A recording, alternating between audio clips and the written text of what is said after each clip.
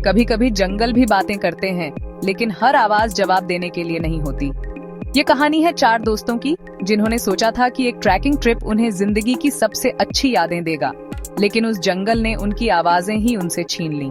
4 दोस्त, अर्णव ग्रुप का leader, trekking का शौकीन, एडवेंचर लवर, रिद्धि शरारती और बातें बनाने वाली, कैमरा हमेशा हाथ में, सुमित सबसे शांत लेकिन बहुत ऑब्जर्वर जो छोटे छोटे डिटेल पकड़ लेता है, यश सबसे कमजोर दिल वाला लेकिन दोस्तों के लिए हर मुश्किल उठाने को तैयार। वे एक वीकेंड हाइकिंग ट्रिप पर निकले। ये जगह कैलाशगढ़ जंगल नक्शों पर नाम है, लेकिन वहाँ नेटवर्क नहीं। अगर मैं गायब हो गई तो मेरी इंस्टा स्टोरी जरूर डाल देना। पहले वापस तो लौटेंगे भाई। यहाँ के बारे में लोकल लोग कहते हैं, रात होते ही जंगल गूंजने लगता है, लेकिन वो सब लोग कठाए हैं। जैसे जैसे वे पैदल गहराई में जाते हैं, जंगल का माहौल बदलता जाता है। हवा भारी लगने लगती है, पत्तों के बीच से छनकर आती धूप भी अजीब पैटर्न बनाती है, जैसे कोई अदृश्य आंखें उन्हें देख रही हों। शाम ढलने से पहले वे कैंप सेट करते हैं, आग जलाकर नूडल्स बनाते हैं, हंसी मजाक चल रहा होता है। तभी तुमने सुना जैसे हमारी ही आवाज, लेकिन दूर से। शायद इको हो, लेकिन इको इतनी देर तक नहीं रहता। यह जंगल अजीब है। रात गहराती है, तारे भी घने बादलों से ढंक जाते हैं। हवा की आवाज एक अजीब धुन सी बजाती है। अचानक सभी एक जैसी आवाज सुनते हैं, मदद करो, कोई है। लेकिन आवाज उनकी अपनी ही थी। ये मेरी आवाज है। आवाज फिर गूंजती है गहरी जंगल की ओर से, अर्णव यहाँ आओ, मदद करो। ये कैसे हो सकता है? हमारी आवाज वहाँ कैसे? ये कोई ट्रिक हो सकती है या? वे टॉर्च उठाकर थोड़ा आगे बढ़ते हैं, लेकिन अर्णव उन्हें रोकता है। नहीं, जंगल में रात को रास्ता खोना आसान है। कैंप पर लौटो। रात किसी तरह कटती है, लेकिन हवा में बेचैनी है। आधी रात को यश की नींद खुलती है। उसे लगता है कोई उसका नाम फुसफुसा रहा है। यश, इधर आओ। वो उठता है, बाहर झांकता है, कुछ नहीं।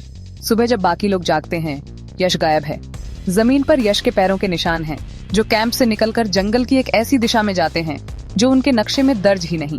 ये जगह नक्शे पर नहीं है। इस दिशा में कुछ होना ही नहीं चाहिए। दोस्त को अकेला नहीं छोड़ सकते, चाहे जो हो, हमें उसके पीछे जाना होगा।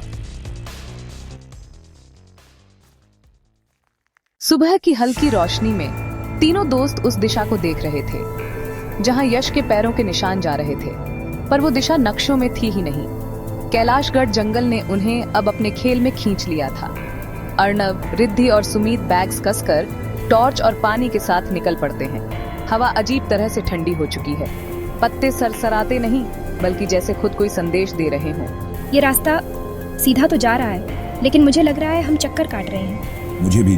देखो, ये वही टूटा हुआ पेड़ नहीं है। वे पेड़ को ध्यान से देखते हैं। उस पर ताजा खरोंचे हैं, जैसे किसी नुकीली चीज ने नाखून घिसे हों।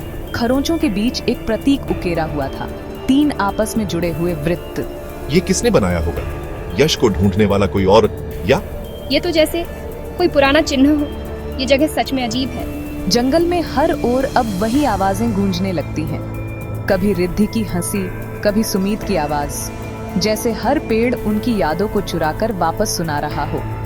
करीब 1 घंटे तक चलते चलते उन्हें एहसास होता है कि सूरज की रोशनी कम होने लगी है, जबकि अभी दोपहर ही होनी चाहिए। हम सीधा ही चल रहे हैं, पर ऐसा लग रहा है जगह वही है। जंगल बदल रहा है, ये रास्ते जीवित हैं। अचानक एक टूटी फूटी लकड़ी की झोपड़ी नजर आती है। झोपड़ी की दीवारें सड़ चुकी हैं। दरवाजे पर वही प्रतीक बना है, 3 आपस में जुड़े हुए वृत्त। दरवाजा आधा खुला है और अंदर से बहुत हल्की सी आवाज आती है, मदद। अंदर एक पुरानी मेज पर नक्शे का एक टुकड़ा रखा है, लेकिन नक्शा अधूरा है और नक्शे पर एक जगह लाल स्याही से लिखा है, उससे समझौता करो वरना जंगल तुम्हें रख लेगा। झोपड़ी से बाहर निकलते ही उन्हें अपने पीछे पैरों की आहट सुनाई देती है, लेकिन मुड़ने पर कोई नहीं होता। भागो, मुझे बचाओ। थके हुए वे पास के एक खुली जगह पर रुकते हैं, आग जलाते हैं। माहौल अब पहले से भी ज्यादा डरावना है। ये नक्शा अधूरा क्यों है और समझौता किससे? हो सकता है ये सब किसी पुराने ट्रैकर की शरारत हो, लेकिन हमें सतर्क रहना होगा। अचानक जंगल के अंदर से वही मदद की आवाज आती है, इस बार साफ साफ यश की आवाज। अर्णव, सुमित, यहाँ मदद करो, जल्दी। वे टॉर्च लेकर भागते हैं। लेकिन जैसे ही कुछ मीटर चलते हैं, आवाज अचानक दूसरी दिशा से आने लगती है। धुंध हटती है और एक पुराना जंग लगा साइन बोर्ड नजर आता है जिस पर नाम घिस चुका है। बोर्ड के पीछे एक पगडंडी है जो उनके नक्शे में नहीं है। ये रास्ता पहले कभी किसी नक्शे पर नहीं रहा। ये हमें कहीं और खींच रहा है। हमें जाना चाहिए या वापस? अगर यश उधर है तो हमें जाना ही होगा। रास्ता जैसे जैसे आगे बढ़ता है, पेड़ बदलने लगते हैं। उनकी छाल पर अजीब आकृतियां उभर आती हैं। कुछ चेहरे जैसे लगते हैं जिनकी आंखें खाली हैं। हवा में एक हल्की गंध है, गीली मिट्टी, सड़न और लोहे की। रिद्धि कैमरा ऑन करती है। कैमरे की स्क्रीन पर अचानक एक फ्रेम के लिए यश का चेहरा झलकता है, लेकिन वह विकृत है, जैसे पानी में लहरों की तरह टूटा हुआ। अर्नव, मैंने उसे देखा। पगडंडी उन्हें एक सुनसान झील के किनारे ले आती है। पानी स्थिर है जैसे शीशा। झील के बीच एक लकड़ी का पुराना पुल है, लेकिन उसका आधा हिस्सा टूटा हुआ।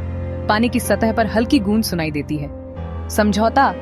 अर्नव एक पत्थर झील में फेंकता है, पर पानी में तरंग नहीं बनती। पत्थर जैसे गायब हो जाता है। पुल के पास एक पुरानी लकड़ी की पट्टी पड़ी है। उस पर वही प्रतीक और एक वाक्य लिखा है, जो चाहो दे दो, जो बचाना है वो लो। ये जंगल कोई कीमत मांग रहा है। अगर हम कुछ न दें तो शायद ये हमें ही ले लेगा। अचानक झील के दूसरी तरफ यश खड़ा दिखाई देता है। वो हाथ हिलाता है, पर उसकी आवाज अजीब है, धीमी, खींची हुई। यहाँ आओ, जल्दी। लेकिन उसकी चाल में कुछ गलत है। वो इंसानों जैसी सहज नहीं लगती। ये यश नहीं है। या तो कोई हमें बहका रहा है या यश को। जंगल की खामोशी में जो गूंज सुनाई दे रही थी वो इंसानी नहीं थी। 3 दोस्त उस पार खड़े अपने ही दोस्त को देख रहे थे, पर उनका दिल कह रहा था वो अब वही नहीं रहा। अर्नव ने झील के आधे टूटे पुल की तरफ कदम बढ़ाया। रुको, ये हमें बुला रहा है, पर क्यों? अगर वो यश है तो उसे ऐसे नहीं छोड़ सकते। पुल की लकड़ियां चरमराती हैं। रिद्धि पीछे से कैमरा ऑन रखती है। जैसे ही अर्नव बीच तक पहुंचता है, झील के पानी से हाथ जैसी कुछ चीजें ऊपर उठती हैं। अंधेरे, परछाइयों से बने हाथ। वे पुल की लकड़ियों को पकड़ने लगते हैं। समझौता करो, वरना सब यहीं रह जाओगे। ये जंगल आत्माओं को पकड़ता है। शायद हमारी आवाजों को इस्तेमाल करके हमें फंसाता है। सुमीत को अचानक याद आता है नक्शे का संदेश। उससे समझौता करो, वरना जंगल तुम्हें रख लेगा। झील का पानी अब स्थिर नहीं है। उसमें पुराने ट्रैकर्स की धुंधली आकृतियां दिखती हैं, जैसे कई लोग पहले भी यहाँ फंसे हों। एक को छोड़ो, 3 को जाने दो, कीमत दो, वरना सब यहाँ के हो जाओगे। ये हमें एक दूसरे के खिलाफ करना चाहता है। हम किसी को नहीं छोड़ेंगे, चाहे जो हो। अर्नव पुल से कूदकर झील में उतरता है। पानी बर्फ जैसा ठंडा है। परछाइयां उसे खींचने लगती हैं। रिद्धि और सुमीत भी पुल तोड़कर उसके पीछे कूद जाते हैं। तीनों यश तक पहुंचते हैं और देखते हैं कि यश की आंखें काली हो चुकी हैं, चेहरा पीला, जैसे जंगल ने उसे निगल लिया हो। तू अकेला नहीं है यश, हमें तेरी आवाज वापस चाहिए। यश अचानक होश में आता है, पर परछाइयां और हिंसक हो जाती हैं। झील का पानी अब खौलता हुआ दिखता है। अर्नव अपनी जेब से नक्शे का टुकड़ा निकालता है और आग से जला देता है। जैसे ही नक्शा जलता है, झील के चारों तरफ चीखें गूंज उठती हैं। परछाइयां पीछे हटने लगती हैं। चारों दोस्त जैसे तैसे झील के किनारे लौटते हैं। सूरज की पहली किरणें पेड़ों के बीच से झांकती हैं, पर एक हल्की फुसफुसाहट फिर भी सुनाई देती है। सौदा कभी खत्म नहीं होता। रिद्धि कैमरा बंद करती है। उसकी आंखों में डर अब भी है। ये जंगल हमेशा अपनी कीमत मांगेगा। अर्नव बिना कुछ कहे पेड़ों की ओर देखता है। वहां कोई नहीं, लेकिन ऐसा लगता है जैसे जंगल देख रहा हो। तीनों दोस्त अब चारों धीरे धीरे मुख्य रास्ते की ओर बढ़ते हैं। नेटवर्क के पहले सिग्नल आते ही रिद्धि फोन निकालती है, पर उसके फोन की स्क्रीन पर एक वीडियो अपने आप प्ले होने लगता है।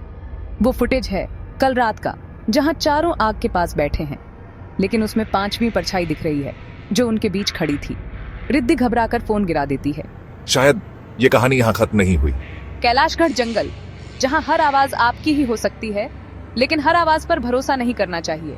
4 दोस्त लौट आए, पर जंगल की गूंज अब भी बाकी है, और अगली बार शायद सौदा कोई और करेगा।